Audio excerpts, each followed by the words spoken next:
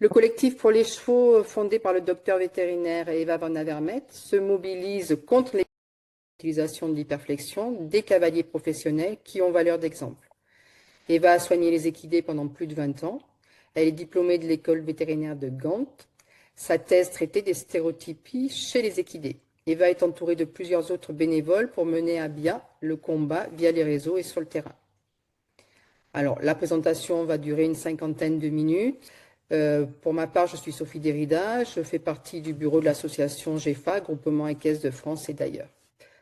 Un grand merci à Eva qui donne de son temps et de sa persévérance pour alerter bénévolement les pratiquants des conséquences catastrophiques de l'utilisation de l'hyperflexion contre vents et marées. Et nous avons tous un jour été maltraitants, nous le sommes peut-être encore par ignorance ou par certitude. À nous de nous informer, de prendre conscience que nous pouvons améliorer la condition de vie et de travail des équidés. Merci aussi à Sophie, surtout pour la gestion du webinaire et pour ton travail avec le GFA, visant à informer les cavaliers des bonnes pratiques et à les sensibiliser aux dérives. Et merci pour ta confiance et ton enthousiasme. Je vais lire un texte comme ça parce que sinon je vais jamais me tenir aux 50 minutes parce que je suis trop passionnée, je pars dans tous les sens sinon. Donc j'essaye de rendre les choses agréables à écouter, mais voilà, si je ne lis pas, ça va pas être possible. Surtout que le français n'est pas ma langue maternelle, donc vous allez entendre des petits couacs de flamande. Je m'en excuse. Donc, on a le plan ici devant nous pour les 50 prochaines minutes. Donc, on fait une petite introduction. Je vais essayer de donner différentes définitions d'hyperflexion parce qu'il faut quand même qu'on sache un petit peu de quoi on parle. Et puis surtout, on va regarder pourquoi il faut éviter l'hyperflexion. Donc, avec 17 arguments scientifiques et vétérinaires, et on va les utiliser pour ensuite démystifier les arguments pro-LDR.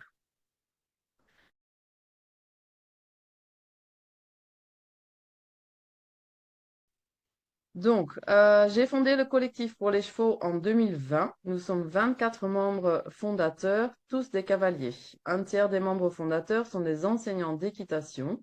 Je pense qu'il est important de le souligner. Notre objectif n'est pas d'interdire l'équitation ni les compétitions, mais d'interdire les mauvaises pratiques. Le collectif fait partie du Alliance for Horse Welfare in Sport. Nous sommes de l'avis qu'il existe deux équitations opposées. L'une se fait dans le respect de la santé mentale et physique du cheval, selon les principes de l'apprentissage et dans la confiance et la coopération. L'autre montre un manque total de respect de la santé mentale et physique du cheval. Les principes de l'apprentissage sont bafoués.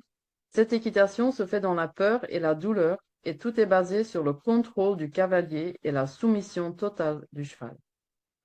L'une recherche le vrai rassemblé, où le cheval peut utiliser son encolure comme balancier et se placer comme sur la photo à gauche, par exemple. L'autre se contente d'un faux rassemblé, où le cheval est forcé dans une position entre des mains qui tirent et des jambes qui poussent. C'est à cause de ce procédé facile et rapide de compression et non de rassemblé que nous voyons autant d'hyperflexion. Nous ne sommes pas les seuls à nous inquiéter pour les chevaux de sport. L'enquête de 2022 de la Commission d'éthique et bien-être du cheval, missionnée par la FI, a démontré que 78% des plus de 27 000 passionnés de chevaux et parties prenantes interrogées estiment que les normes de bien-être doivent être améliorées dans les sports équestres. Leur plus grande préoccupation était l'entraînement et l'équitation, le harnachement et l'équipement. Cette tendance a été confirmée par une autre enquête de la Fédération équestre européenne en 2024.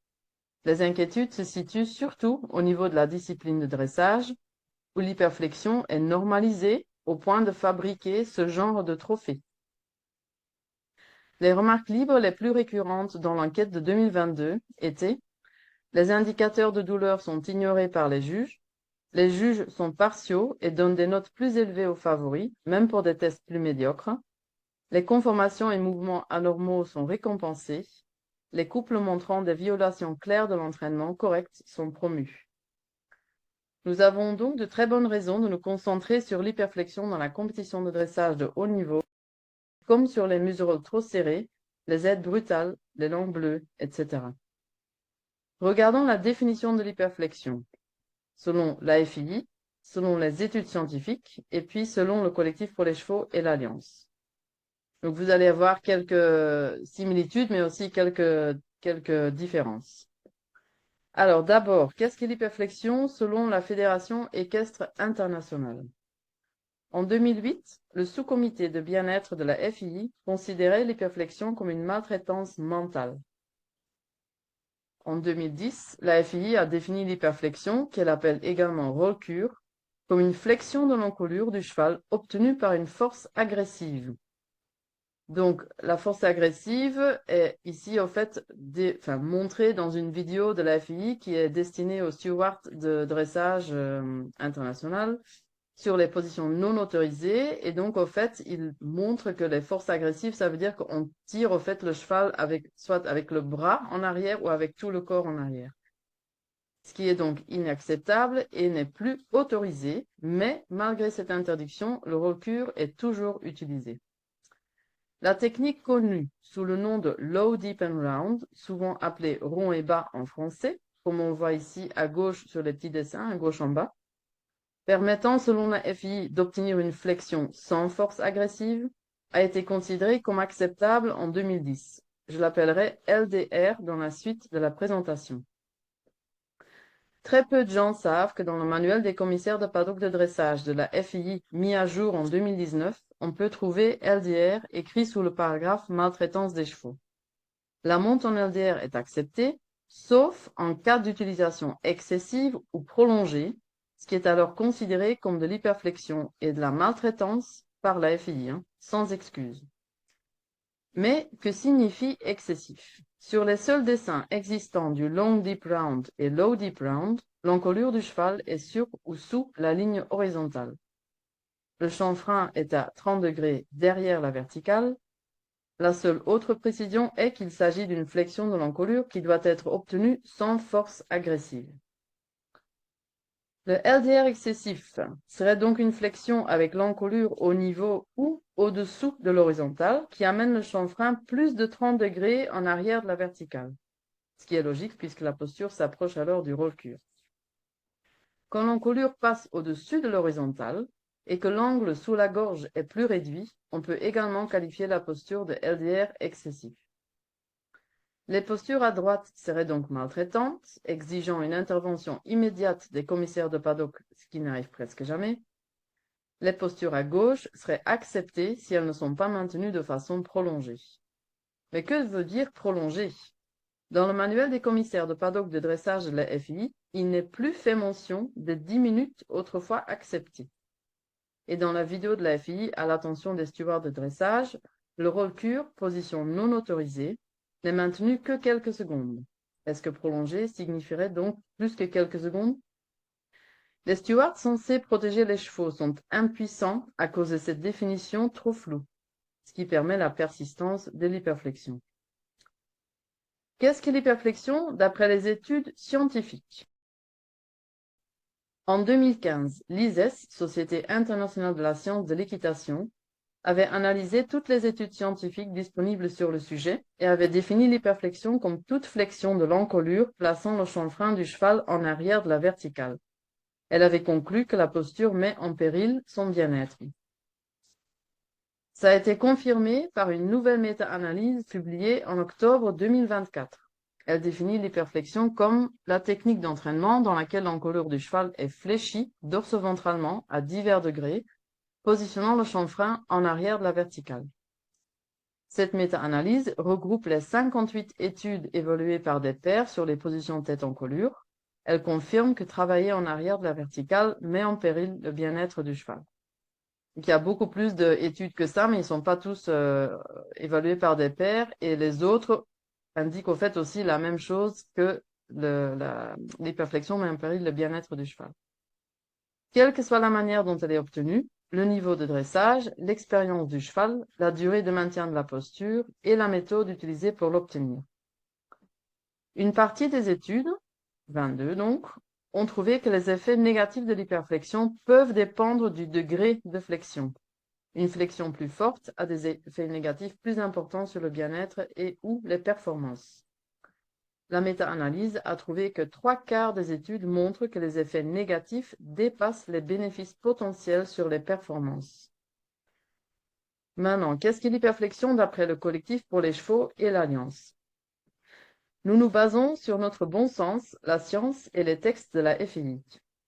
Notre bon sens nous dit qu'il est important de s'approcher le plus possible de l'inné locomoteur du cheval, donc de lui permettre de garder le chanfrein devant la verticale, pour lui permettre le fonctionnement optimal de sa vision frontale, sa respiration et son balancier tête en colure. Suivant les études scientifiques, nous définissons l'hyperflexion comme toute flexion de l'encolure plaçant le chanfrein du cheval derrière la verticale, que l'encolure soit haute ou basse et que les aides soient invisibles ou brutales. Nous disons que l'hyperflexion doit être évitée, car elle est au mieux inutile, restrictive et inconfortable, au pire contre-productive et maltraitante. Si vous n'êtes pas d'accord avec cette définition, vous comprendrez mieux à la fin de la présentation pourquoi nous mettons la limite à la verticale. Attention, nous ne disons pas que l'hyperflexion est par définition maltraitante. Nous disons qu'il faut l'éviter. Nous pensons que l'hyperflexion peut être le résultat d'une erreur momentanée des aides, comme ça peut arriver à tout le monde à n'importe quel moment, mais c'est malheureusement très souvent le symptôme d'un entraînement incorrect à long terme. Peu de cavaliers savent que la FI écrit dans ses textes officiels « Le chanfrein derrière la verticale est causé par des mains utilisées trop fortement. La faute peut résulter d'une erreur momentanée dans l'application des aides, ou elle peut être le symptôme d'un entraînement incorrect à long terme. » Très souvent, l'hyperflexion est une technique d'entraînement volontaire. Dans ce cas, elle est utilisée comme raccourci, comme moyen de contrôler les chevaux, pour produire des mouvements spectaculaires et pour imiter la rondeur d'un rassemblé. À gauche, l'imitation d'un rassemblé. À droite, un rassemblé correct, ou plutôt ramené, puisqu'on ne voit que la tête en colure sur les photos. Quelques autres exemples de rassemblés corrects. Chanfrein devant la verticale, nuque le point le plus haut, comme les textes de la fille le demandent. C'est cette rondeur-là qu'il faut rechercher. Selon le collectif, ce qu'on appelle roll-cure n'est que la forme la plus extrême d'hyperflexion. Nous sommes d'accord avec la FII sur le fait que le LDR excessif ou prolongé va également être considéré comme de la maltraitance, mais contrairement à la FII qui accepte le LDR, nous conseillons d'éviter le LDR parce que la posture affecte l'intégrité physique et mentale du cheval et parce que de bien meilleures alternatives existent ici en vert. Comme le souligne la récente méta-analyse, monter derrière la verticale est une pratique courante qui a tendance à se généraliser. L'encolure du cheval est souvent extrêmement fléchie dans grand nombre de disciplines équestres. Ce qui veut dire que le système de protection des chevaux ne fonctionne pas. Il fonctionne à l'envers, protégeant les cavaliers qui malmènent leurs chevaux. C'est ce que je constate sur les terrains à chaque fois que je vais sur une compétition de dressage ou de saut d'obstacle. Alors, quels sont les arguments scientifiques et vétérinaires pour arrêter l'utilisation de l'hyperflexion? Lors de la locomotion, la tête et l'encolure constituent le principal mécanisme d'équilibre du cheval. L'hyperflexion empêche le cheval d'utiliser son balancier tête-encolure. On peut comparer cette situation de blocage de balancier à un humain que l'on fait courir ou danser les bras ligotés. Deuxièmement, l'hyperflexion réduit le champ de vision frontal du cheval, ici en jaune. La zone rouge devient une zone aveugle. Les chevaux prennent la posture volontairement s'ils veulent regarder quelque chose qui se trouve juste devant leurs pieds, mais si le cavalier bloque le cheval dans cette position pour avoir le contrôle et un effet de ralentissement, le cheval ne peut pas voir devant lui. Le contrôle accru sur les chevaux très réactifs peut résulter d'une diminution de leur champ de vision, d'après la méta-analyse. Même dans l'attitude de présentation, le champ de vision est déjà réduit par rapport à une attitude libre ou une extension d'encolure correcte. Si on maintient l'angle quand on laisse le cheval descendre son encolure, on réduit encore plus son champ de vision frontal. Donc les gens qui disent c'est pas grave, c'est le même angle, mais justement, c'est ça le problème pour le cheval. Seule une attitude libre ou une extension d'encolure correcte, avec le chanfrein devant la verticale et l'angle clairement ouvert, permet au cheval de récupérer son champ de vision normal. La réduction de champ de vision n'est pas seulement stressante pour le cheval, mais potentiellement dangereuse pour le cavalier. Maintenir le chanfrein du cheval en arrière de la verticale peut mener à des situations dangereuses que l'on pourrait facilement éviter. Les chevaux n'ont pas encore développé la faculté de regarder à travers leurs paupières. Troisièmement, en hyperflexion, la respiration du cheval est entravée. La méta-analyse publiée en octobre 2024 rapporte qu'il n'y a pas moins que 13 études au sujet des effets sur le système respiratoire. Elles ont constaté que le diamètre du pharynx est réduit. Même quelques degrés derrière la verticale suffisent à créer des anomalies des voies aériennes supérieures. Dans cette étude de 2023, par exemple, donc assez récente, sur 20 chevaux de dressage de haut niveau et 20 chevaux de saut d'obstacle, on a constaté une différence importante entre 5 degrés devant et 10 degrés derrière la verticale. Avec seulement 10 degrés en arrière de la verticale, on observait déjà plus de comportements conflictuels, une réduction du diamètre du pharynx, plus d'anomalies des voies aériennes supérieures et une pression intrathoracique plus élevée. Dans cette étude de 2010, on a constaté que la position visible sur la photo est celle où le diamètre du pharynx est maximal. On en revient au bon sens de laisser le cheval s'approcher le plus possible de son inné locomoteur. Maintenant, dans la colonne à gauche, l'attitude qui se rapproche le plus de l'attitude de présentation, on voit la réduction du diamètre du pharynx. Et donc, on voit aussi que les tissus se font écraser. Là, à gauche, on voit la parotide qui gonfle et qui ressort, alors que quand le cheval est resté en extension, on voit bien qu'il y a beaucoup plus de place ici, à cet endroit-là, pour tous les tissus qui passent ici. À droite ici, complètement à droite, dans le petit cadre rouge, on voit une attitude avec une encolure horizontale et le chanfrein légèrement en arrière de la verticale. Donc, on est encore loin des 30 degrés en arrière de la verticale comme on a dit hier, mais on constate qu'il y a déjà une très forte réduction du diamètre du pharynx. Donc, dans l'attitude de présentation, la respiration ne se fait déjà pas de façon optimale. Il faut donc régulièrement permettre au cheval d'ouvrir l'angle pour faciliter la respiration.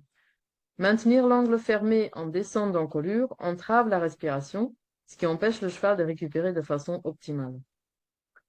Sur ces radios, faites lors d'une expérimentation montrée par Equitopia et conduite par le professeur Lejeune, on voit la différence entre une position neutre, à gauche, et une position d'hyperflexion à droite. Non seulement le pharynx diminue de diamètre, mais la trachée est courbée, ce qui augmente encore la résistance du flux d'air. Quatrièmement, normalement ça devrait déjà suffire, je trouve, pour ne pas utiliser l'hyperflexion, mais on a encore quelques autres arguments. En hyperflexion, il y a une forte traction sur le ligament nucal avec un étirement excessif de certaines parties de ce ligament. Le ligament nucal ne sert pas à porter le cavalier, mais à stabiliser les vertèbres et la tête du cheval. Il lui permet de maintenir son encolure lors des déplacements et lorsqu'il broute, avec un minimum d'effort musculaire. En pourpre ici, on voit l'endroit où le ligament nucal est attaché. La photo à gauche et les deux photos à droite montrent un crâne sans remodelage osseux à cet endroit, et la photo restante, ainsi que la radiographie, montre la formation osseuse anormale au niveau de cette attache du ligament nucal. Il est illusoire de penser que la seule traction sur le ligament nucal puisse aider le cheval pour soutenir son dos et le cavalier. Cette petite zone d'insertion du ligament nucal est adaptée au soutien de la tête du cheval, mais pas au soutien du poids de ses organes et encore moins du poids du cavalier. En 2001, une thèse vétérinaire montrait que sur 60 chevaux de mode de vie et disciplines variées, tous les chevaux de dressage avaient des desmopathies d'insertion, donc des anormalités au niveau de l'insertion, du ligament nucal, contre quasiment aucun des chevaux qui n'avaient jamais été montés. Ensuite, la bursite nucale. On reste un peu dans la même zone.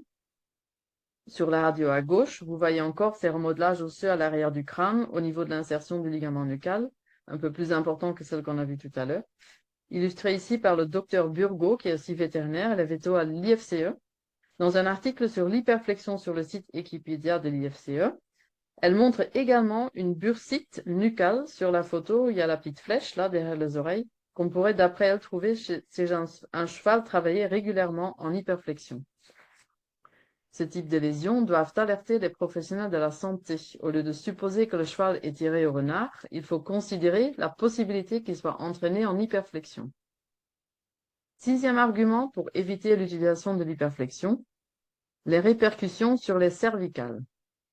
Dans une étude de 2019 où on a comparé la position appelée neutre avec la position appelée en flexion modérée et la position appelée hyperflexion, on a trouvé que dans la position modérément fléchie, la pression sur le ligament nucal sur les deux premières vertèbres est plus importante que dans la position neutre. Dans la position appelée hyperflexion, il y avait plus de 2 fois plus de pression sur l'axis et plus de 4 fois plus de pression sur l'atlas que dans la position neutre, ainsi qu'une plus forte élongation du ligament nucal. Il faut donc ouvrir l'angle pour enlever les excès de pression sur les premières vertèbres. L'hyperflexion provoque également un alignement anormal cervical avec une exagération de la forme en S, ce qu'on appelle une encolure cassée. Il y a une augmentation de la pression et tension dans les articulations facétaires et disques intervertébraux des 3 premières vertèbres. L'échelle d'entraînement de la FII indique clairement que cette cassure est due aux mains utilisées vers l'arrière et que le point le plus haut n'est plus la nuque, mais un point plus en arrière, généralement entre la 2e et 3e vertèbre.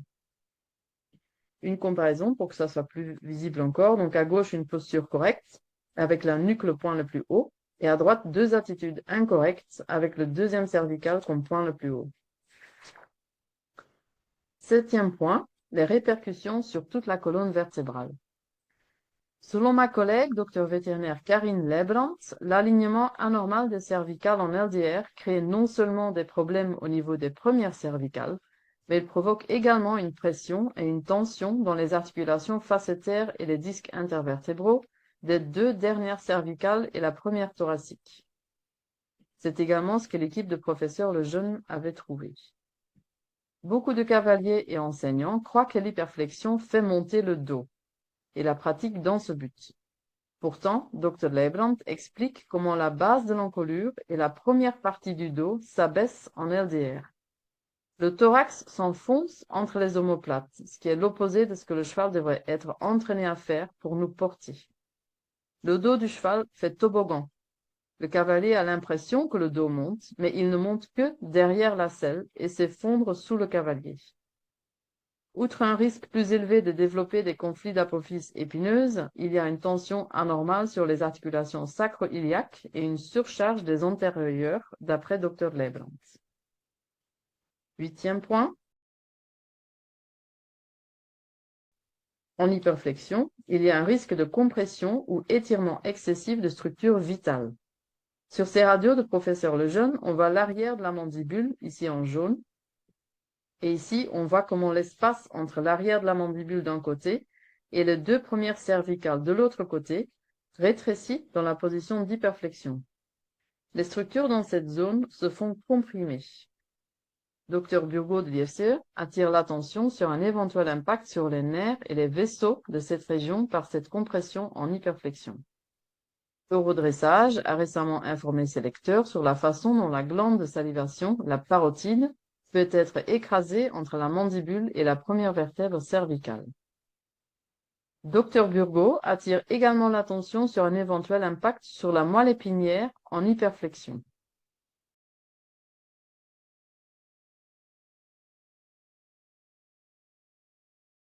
Regardons les répercussions de l'hyperflexion sur la musculature du cheval.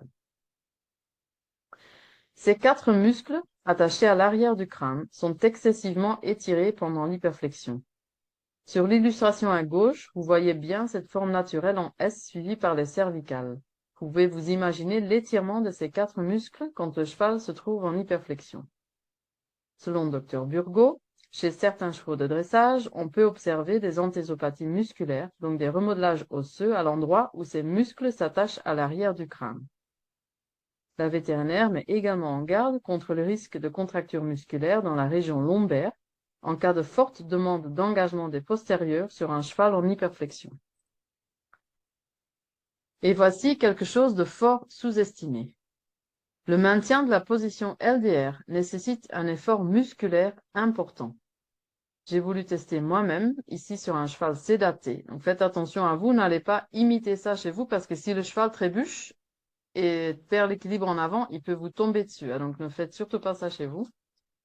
Mais bon, je l'ai testé et j'ai vu que amener le chanfrein du cheval aussi loin derrière la verticale, comme je fais là sur la photo, ce qui n'est pas encore si loin que ça demande vraiment de la force. J'avais déjà du mal à maintenir la position rien que le temps de prendre la photo. On sent bien le poids de la tête et la résistance de toutes les structures de l'encolure. Et le cheval fournit cet effort avec des muscles attachés en haut de la tête, alors que je trichais en tenant la tête distalement. Ici, nous pouvons voir comment l'encolure et la tête tombent lorsque les muscles sont relâchés sur le même cheval sédaté. Le ligament nucal attaché à l'arrière du crâne, au-dessus de l'articulation entre crâne et atlas, positionne le nez du cheval clairement devant la verticale. C'est donc cette position que le cheval prend quand il décontracte les muscles de l'encolure. Comme c'est le cas dans cet exemple d'extension d'encolure correcte qui permet au cheval de regarder où il va et de respirer correctement. Le muscle brachiocéphalique est le plus connu dans le contexte de l'hyperflexion. Il relie l'humérus à la tête. Il est le plus souvent décrit comme un muscle qui aide le cheval à tourner la tête, à fermer l'angle tête-encolure et à avancer l'antérieur. Il est également fort sollicité quand le cheval lève l'antérieur, par exemple dans le pas espagnol, et quand le cavalier oblige le cheval à raccourcir l'encolure. En hyperflexion, pour maintenir la tête aussi loin derrière la verticale, le muscle brachiocéphalique est fortement sollicité. S'il est soumis à cet effort en continu, il subira des contractions anormales et des crampes. Les chevaux entraînés en hyperflexion présentent généralement un brachiocéphale surdéveloppé et contracturé, ce qui est utile pour le cavalier pour obtenir un lever spastique de l'antérieur et donc le mouvement spectaculaire tant recherché pour épater la galerie. Bien sûr, le brachiocéphale n'est pas seul. Le LDR est une combinaison de flexion haute et basse de l'encolure. Ces 5 muscles fléchisseurs travaillent ensemble. La méthode LDR est souvent présentée comme une technique d'étirement, mais ces muscles ne peuvent pas être contractés et étirés en même temps. La contraction des muscles longs du cou et de la tête provoque l'encolure cassée. Les fléchisseurs ont comme antagonistes les extenseurs. Le splenius, illustré ici à droite en rouge, est un extenseur de la tête. Sa contraction provoque l'ouverture de l'angle tête-encolure. Les chevaux entraînés en hyperflexion développent un énorme muscle splenius. Le muscle est fort sollicité parce que ces chevaux tentent constamment d'ouvrir l'angle. Mais aussi parce qu'une fois en position LDR, il aide probablement le cheval à garder la position demandée par son cavalier, comme on peut voir sur la photo en bas à droite. L'illustration vient du blog absolument à lire Sustainable Dressage. Elle montre que le splenius peut fonctionner comme extenseur de la tête quand l'alignement vertébral le permet, mais qu'il peut devenir un fléchisseur une fois que l'encolure est cassée, comme sur la deuxième illustration et sur la photo. La méta-analyse fait état d'une étude qui a constaté une perturbation du flux sanguin dans cette région crâniale de l'encolure, déterminée par thermographie. Les crampes du brachiocéphalique dans la position comme sur la première photo ont été démontrées par Dr. Kathleen Kinopfel. Sur la deuxième photo, on voit également le brachiocéphalique très tendu, mais regardez le splenius aussi, devant la main de la cavalière. Je trouve qu'on voit beaucoup trop souvent ce type de réaction de douleur lors des épreuves de haut niveau. Est-ce que les chevaux ont des douleurs dans la bouche, ou des crampes, ou les deux? Le splenius et le brachiocéphalique surdéveloppé n'aident pas le cheval à mieux porter son cavalier. Un entraînement correct doit permettre de développer les muscles de la sangle thoracique afin d'empêcher le thorax de s'enfoncer entre les omoplates quand le cavalier s'assoit sur le dos du cheval. Et les muscles dorsaux qui permettent au cheval de soulever l'avant-main. Ces grands muscles du dos peuvent provoquer une extension du dos, donc un dos creux, mais selon la façon dont le cheval va les utiliser, ils peuvent aussi l'aider à soulever l'avant-main et soutenir la base de l'encolure. Les muscles porteurs à développer sont donc ceux de la sangle thoracique, le dos et bien sûr les abdominaux. Un bon exercice pour développer les muscles porteurs, par exemple, est le school halt montré ici par Bent Brandel. Si l'entraînement se concentre uniquement sur la flexion de l'encolure et ne permet pas de développer les muscles porteurs, le cheval présentera ce que Dr. Leblanc appelle le top-line syndrome ou le syndrome de la ligne du dessus. Illustré ici par Ansli Bevan, qui est physiothérapeute. Elle écrit, je cite, « Toutes ces photos sont des chevaux olympiques. Le corps ne ment pas. » Fin de citation. Il y a des creux au niveau où les muscles et la sangle thoracique de la ligne du dessus devraient être. Donc les muscles importants manquent. Ces chevaux ont souvent cette mauvaise posture, en plus, montrée ici en dessous par le Dr. Leblanc. Elle trouve souvent de multiples lésions sur ces chevaux entraînés comme montré en haut à gauche avec une encolure raccourcie et les réhabilite en les entraînant progressivement pour développer les muscles posturaux, les muscles de la ligne du dessus et la sangle thoracique grâce à une posture équilibrée vers l'avant et vers le bas, mais en veillant à ce que l'angle tête-encolure reste ouvert. On diminue ainsi le risque de problèmes physiques. Alors là, l'entraîneuse Kirsten Alexa Hansen, par exemple, sait également comment entraîner les chevaux sans hyperflexion et corrige beaucoup de chevaux entraînés en hyperflexion. Elle explique, je cite, « L'image montre comment je longe un cheval avec une encolure télescopique allongée et une position tête-encolure ouverte. Le cheval cherche le mort. La belle encolure télescopique montre que le cheval a connecté son arrière-main, c'est-à-dire que l'avant-main et l'arrière-main fonctionnent comme un ensemble dynamique. En outre, le cheval soulève le thorax. Il s'agit d'un élément essentiel de l'entraînement de base dont l'objectif est l'autoportage souple. Le cheval allonge l'encolure sans s'appuyer sur le mort ni accélérer. » Fin de citation. Là, c'est vraiment important. La plupart des chevaux entraînés en hyperflexion n'apprennent jamais à garder l'équilibre et ont tendance à accélérer tout le temps. Au lieu d'apprendre à leurs chevaux à ne pas accélérer, de nombreux cavaliers les poussent encore plus en avant. Peut-être qu'ils espèrent qu'un jour, l'arrière viendra rattraper l'avant. Ralentir sans éteindre le cheval est important pour donner la possibilité au cheval à s'équilibrer, se muscler et avoir le temps de comprendre nos demandes et décomposer les mouvements. Il y a non seulement un problème de sous-développement de muscles, mais également d'amyotrophie ou fonte musculaire de la ligne du dessus, qui peut être liée à des contractures musculaires provoquées par le déséquilibre, la mauvaise posture et les tensions créées par la peur et la douleur. On les voit plus spécifiquement derrière le garrot, en lien avec des pressions sous la selle. On peut mettre en cause un mauvais ajustement de la selle, mais pas que. Même une selle correctement ajustée risque d'être poussée vers l'avant en raison du déséquilibre postural du cheval monté en hyperflexion, vous vous rappelez du toboggan que fait le dos. Surtout s'il y a ces énormes taquets pour caler les genoux du cavalier. Ces taquets jouent un rôle majeur dans le cercle vicieux que je vais essayer de vous expliquer. Les chevaux de dressage ont été sélectionnés pour des mouvements spectaculaires.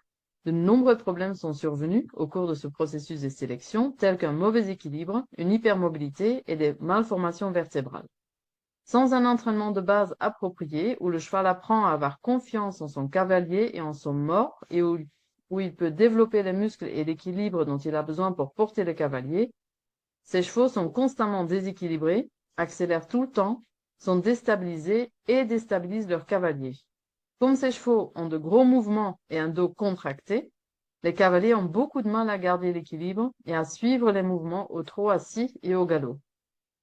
Les cavaliers utilisent donc les taquets pour se caler et se coucher en arrière tout en tirant sur les rênes pour tenir en selle. Surtout dans la dernière battue du galop, cela provoque de fortes pressions sous la selle au niveau du garrot, ce qui provoque des douleurs, des tensions et une fonte musculaire, ce qui déstabilise encore plus le cheval et donc le cavalier. Bonjour, le cercle vicieux. Les cavaliers et entraîneurs d'élite aujourd'hui semblent avoir oublié que le cheval n'est pas censé plonger en hyperflexion dans la dernière foulée du galop. La nuque devrait rester le point le plus haut et le chanfrein devant la verticale, comme on peut le voir à droite. Sans muscles pour soutenir le thorax et soulever l'avant-main, le cheval s'effondre devant et creuse le dos quand on monte la tête en colure dans un faux placé. Comment est-il possible que personne ne semble remarquer les problèmes? D'un côté, parce que les fans et les juges sont obsédés par le faux placé et le mouvement spectaculaire des antérieurs, ils ne voient que ça. Et de l'autre côté, parce qu'il faut le savoir pour le voir. Voici deux photos du même cheval le même jour aux Jeux Olympiques de Paris cet été. Sur la première photo, on voit le syndrome de la ligne du dessus, avec des creux là où devraient se trouver les muscles de la sangle thoracique et du dos. Regardez maintenant la photo dessous, c'est le même cheval, le même jour. Le splénius surdéveloppé et les muscles sous-développés qui se gonflent vers l'extérieur lorsque l'encolure est raccourcie donnent à l'encolure un aspect magnifiquement rond, accentué par la sueur abondante. Le creux derrière le garrot est caché sous la selle. Tout cela trompe les cavaliers, les entraîneurs, les femmes et les juges en leur faisant croire que le cheval doit sûrement être entraîné correctement. Je vous montre de nouveau le slide du début. On a donc un syndrome de la ligne du dessus, avec un splénius et brachiocéphalique plus développés que les muscles porteurs. On voit aussi le creux devant le garrot, parce que la base de l'encolure est effondrée entre les omoplates. Il y a bien sûr une répercussion sur les allures, avec très souvent une perte de diagonalisation au trot, au passage et au pied-à-fait. Donc c'est pas seulement parce que les chevaux sont entraînés en hyperflexion, mais c'est aussi à cause de la sélection des chevaux. Ça, c'est quelque chose que Karl Darling s'est très bien expliqué. Donc, si vous voulez en savoir plus, c'est avec lui qu'il faut regarder ça. Et puis, ce qui est aussi important, c'est que quand ces chevaux passage, on les entend frapper plus fort le sol qu'un cheval correctement dressé, du fait du manque de souplesse du dos et du manque d'amortissement par la sangle thoracique. Et donc, on peut entendre la différence la perte de diagonalisation. Donc, on entend plutôt comme un cheval qui galope plutôt qu'un cheval qui fait du passage. Le pas est souvent latéralisé et la dernière battue du galop et le pied-à-fait ressemblent à un poirier. Comme ces chevaux n'ont pas la musculature assez développée pour soulever l'avant-main, on leur apprend, ou plutôt on les force, à utiliser le ressort dans les postérieurs pour lever l'arrière-main dans le pied-à-fait et passage. Donc ces chevaux avancent en marchant sur les antérieurs et en sautillant avec les postérieurs. C'est exactement l'inverse de ce qu'on veut obtenir avec un pied-à-fait et un passage. Cela contribue sans doute à cette posture que Dr. Lebland voit souvent sur les chevaux qu'on lui amène parce qu'ils sont devenus immontables. Les muscles lombaires et iliopsoas souffrent de douloureuses contractures musculaires. On arrive à l'argument numéro 11, les répercussions sur la bouche. Lors d'une extension d'encolure correcte, le mors pose sur la langue et agit sur les commissures des lèvres. L'action du mors dans la bouche est différente en LDR parce que l'angle change. Le mors agit de manière excessive sur la langue et sur les barres. La configuration provoque de la douleur avec une crainte du mors et donc de la main du cavalier, mais ça arrange les cavaliers qui pensent avoir obtenu de la légèreté. La douleur vient entre autres du fait que les barres ont un bord très tranchant. Geraldine van de Ven, d'Equie Bitfit, constate régulièrement des périostites à cet endroit, ainsi que des ulcères qui passent inaperçus puisqu'ils ne saignent pas. Les chercheurs ont récemment constaté que la prévalence des lésions buccales était de 45,5% sur une compétition nationale de dressage au Danemark.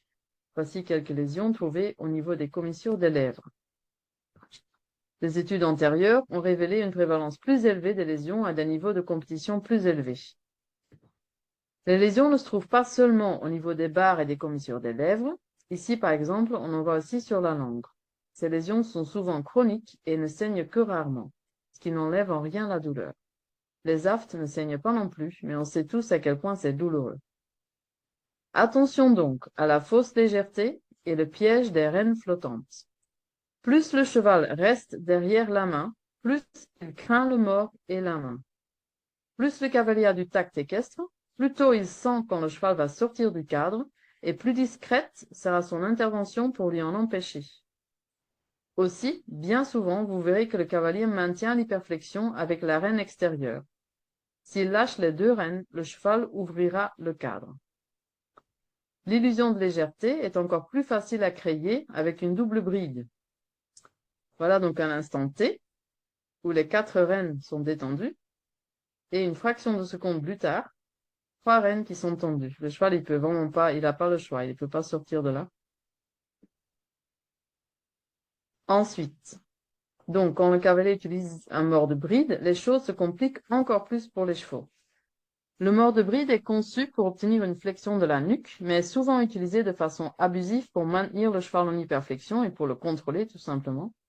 Beaucoup de cavaliers oublient que la combinaison des branches et de la gourmette fait du mors de bride un puissant casse-noisette. Le mors étant droit, combiné à une tension augmentée sur les rênes, il y a un risque d'effet de garrot. La langue devient bleue dans la partie sous le mors de bride. Pour échapper à cette douleur, le cheval essaye de monter la langue, mais du coup, ça met de la tension sur l'appareil hyoïde. Par les muscles qui y sont attachés, la tension descend dans toute l'encolure, voire dans le corps entier. Sur ces illustrations de Christina Wilkins, de Horses and People, on voit l'appareil hyoïde, ici dans le cercle rouge, qui est attaché à la base de la langue d'un côté, et à 3 muscles qui descendent vers le sternum et les épaules du cheval de l'autre côté. Imaginez ce qui se passe quand ce cheval est en hyperflexion et qu'il essaie en même temps de monter la langue. Imaginez la tension et la douleur que la manœuvre doit provoquer. La langue remontée vient comprimer encore plus le pharynx dont le diamètre est déjà réduit par la posture. La posture a également des répercussions sur l'articulation temporomandibulaire, souvent aggravée par le serrage excessif de la musereule, et parfois amplifiée par un filet mal ajusté et trop serré dont les montants appuient douloureusement sur l'articulation. Nous arrivons au 15e argument. Tenons bon, l'hyperflexion augmente le risque d'inconfort, de douleur et de lésion. La méta-analyse publiée fin 2024 rapporte qu'on peut observer les comportements conflictuels suivants plus fréquemment chez les chevaux montés en hyperflexion. Fouillement de la queue, mouvements anormaux de la tête, mouvements anormaux de la bouche, signes d'anxiété et d'hypervigilance. La tension des rênes est plus importante et les cavaliers utilisent davantage leurs jambes et éperons en hyperflexion. Cette augmentation des aides entraîne des comportements conflictuels supplémentaires chez le cheval et provoque de l'inconfort et de la douleur, voire des lésions tissulaires. Mais pourquoi les cavaliers utilisent davantage leurs jambes et éperons en hyperflexion? Sur la photo à gauche, qui est un peu cachée, on voit que le cheval maintient le rassemblé lui-même. La cavalière peut faire une descente des mains, donc un renforcement négatif, sans que le cheval ne change son équilibre et sa posture.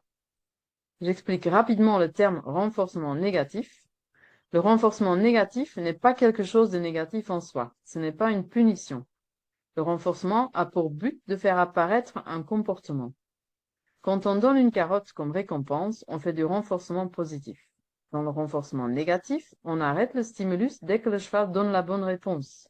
C'est un procédé qu'on utilise souvent en équitation classique. C'est en fait ce qu'on appelle la descente des mains ou des jambes, quand on cesse d'agir avec les mains ou les jambes parce que le cheval a donné la bonne réponse. C'est ce qui permet d'obtenir la légèreté. Pour le cavalier à droite, les rênes servent à forcer le cheval dans l'attitude de présentation. Même si le cheval donne la bonne réponse, le cavalier ne peut pas céder, donc il ne peut pas faire une descente de main, sinon son cheval sortira de l'attitude. Comme la tension sur les rênes est aussi un signal de ralentissement, le cavalier qui maintient une tension constante sur les rênes est obligé de compenser avec ses jambes s'il ne veut pas que le cheval ralentisse. S'il veut tout de même obtenir un ralentissement ou un arrêt, il devrait tirer plus fort que la tension qu'il maintient pour maintenir l'attitude. La traction augmente et par conséquent le degré d'hyperflexion également. Comme beaucoup de chevaux de club, ces chevaux deviennent de moins en moins sensibles aux indications de la main et de la jambe.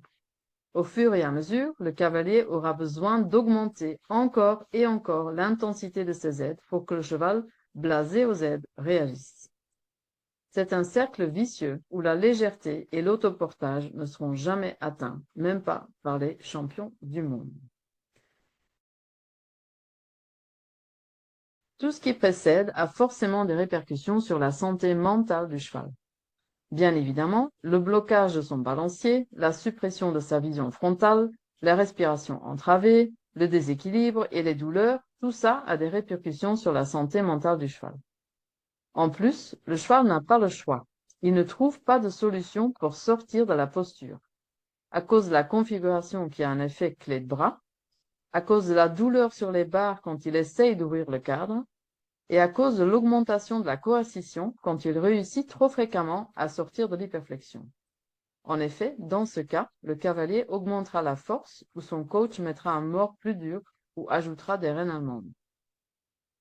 Et parce que le cheval ne trouve pas de solution, il rentre dans un état de résignation acquise, ce qui n'est pas bon du tout pour sa santé mentale ni physique. Et comme la résignation acquise éteint encore plus les chevaux déjà blasés par des aides incessantes, il faut les rendre électriques et spectaculaires avant d'entrer en piste. Surtout dans les dernières minutes de la détente, on peut voir ce que j'appelle du harcèlement avec utilisation abusive des morts, des éperons et de la cravache. Le cheval est dans l'incompréhension, le stress et la douleur et montre souvent une perte totale d'équilibre et de coordination. Le cheval affolé qui bouge n'importe comment est perçu comme spectaculaire par l'œil des fans et des juges. L'hyperflexion est à la fois une technique et un symptôme de ce système. Et c'est là que deviennent intéressants les vidéos, les ralentis et les arrêts sur image pour voir vraiment que le cheval a des moments comme ça, il bouge vraiment n'importe comment. Il perd toute sa coordination, c'est vraiment une catastrophe, mais ça a l'air vraiment très spectaculaire quand on le voit à l'œil nu. À mon avis, il s'agit là clairement de maltraitance.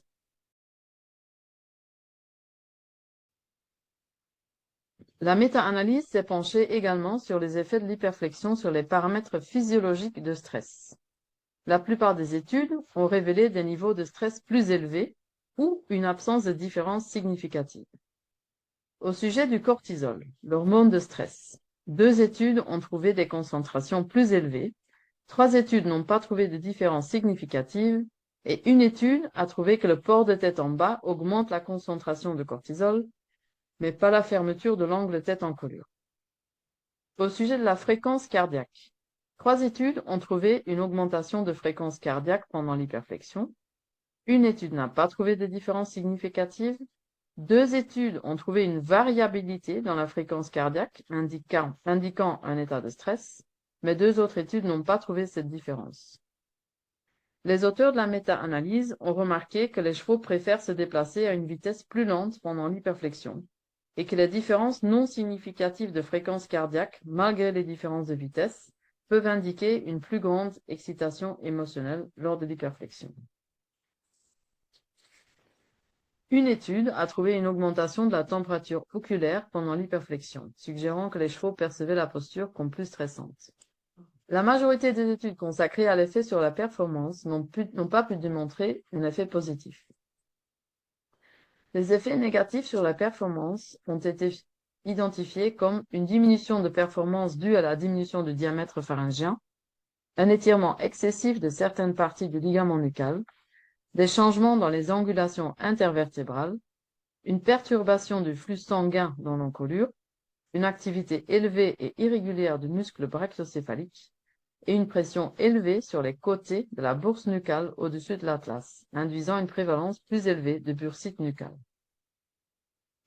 Malgré tout ce qu'on a vu, l'utilisation de l'hyperflexion persiste, notamment au cadre noir.